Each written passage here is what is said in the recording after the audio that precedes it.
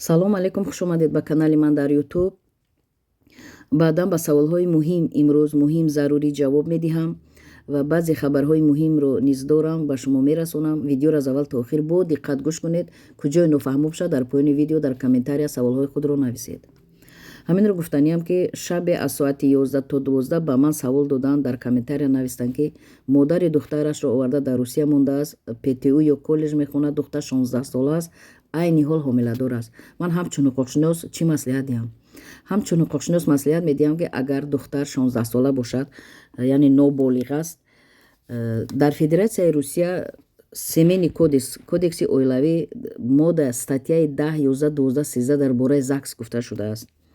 синни соли ЗАГС аз 18 сола сар мешавад, аммо ин духтар 16 сола аст. вақте донишҷӯ аст, қонунӣ дар ин ҷо зиндагонӣ дорад.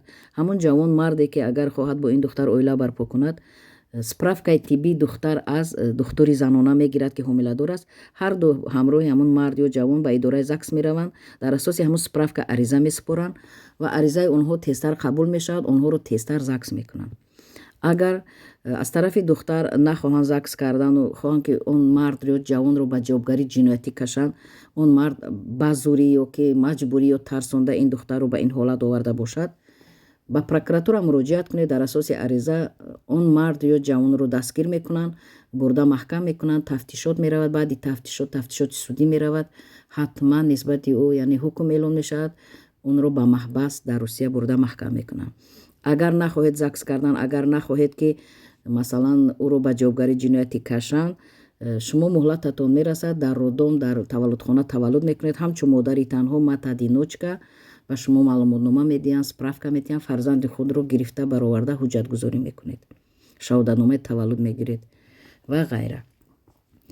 ва нафари дигаре саволи ба ман дод, ниҳоят ин зани ҷавон гирист, дилам сух ва маҷбур шудам ки ба саволи шумо тезтар ҷавоб гардонам, чунки вақт имконият кам аст.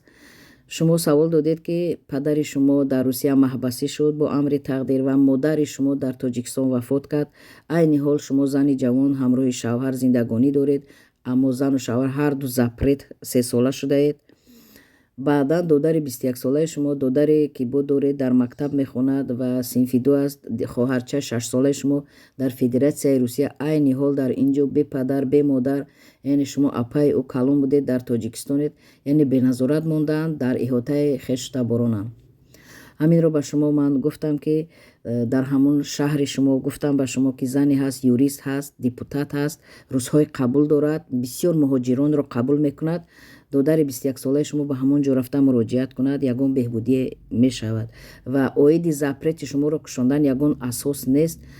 запрети шумо намешавад кушода, ғайри амнистия, чунки на падару модари шумо ягон кас масалан шаҳрванди Русия нест ки дар асоси ҳамон шумо ариза диҳеду запрети шумо кушода шавад. ҳамон зан душанбе, чоршанбе, ҷумъа рӯзҳои қабулаш аст, дар ҳамон вокзале ки шумо зиндагонӣ доред, дар вокзал аст, идораш қариби вокзал аст. тамоми тоҷики, узбеки ҳамон шаҳри шумо вай занро мешиносанд. барои ҳавай муроҷиат ҳатман додаратон равад кунад, ягон беҳбудӣ хоҳад шуд.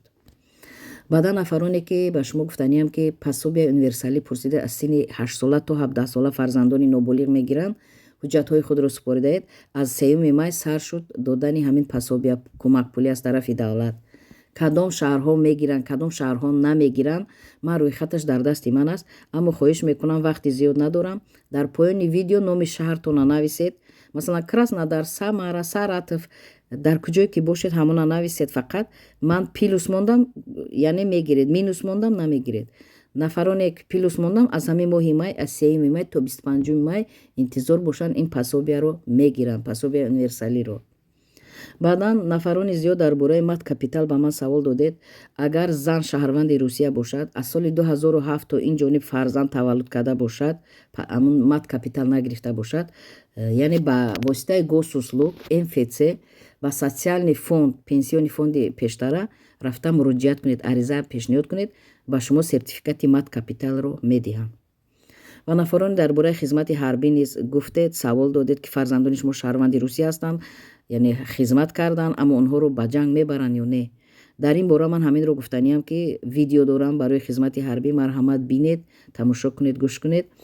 ва нафароне ки нав подписчик шудаед, яъне аъзои канали ман шудаед.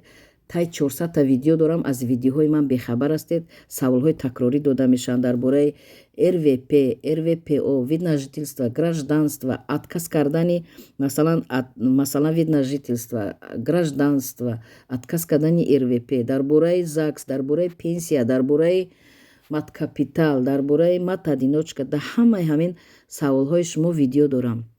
дар бораи переселение ҳамин хел видео дорам. Содда пурра ба забони тоҷикӣ яъне баромад кардам. Шумо дар канали ман дар омадед, аз боло бинед плейлисти навистагӣ, ҳамун плейлист я пахш кунед, зер кунед, дута видео мебарояд. Якташ юрист навистагӣ, анамун юрист навистагиша зер кунед, ҳамаи ҳуҷҷатгузорӣ дар ҳамон плейлисте ҳаст. Шумо метавонед ки кадом видеое ба шумо лозим аст, ҳамонро гӯш кунеду истифода баред. Чунки медонам бисёри шумо подписчикои нав ҳастед, меҳмонои ман ҳастед. хуш омадед ба канали ман, аммо намедонед ки ҳамин хел видео ҳаст. Барои ҳамин аввал каналро бинед, видеои худро бинед, гӯш кунед, баъдан савол диҳед. Чунки ба саволҳои такрорӣ ман ҷавоб намедиҳам. Нависедам, мехонам, ҳама саволҳоро мехонам, аммо ҷавоб намедиҳам. Дар амони Аллоҳ бошед.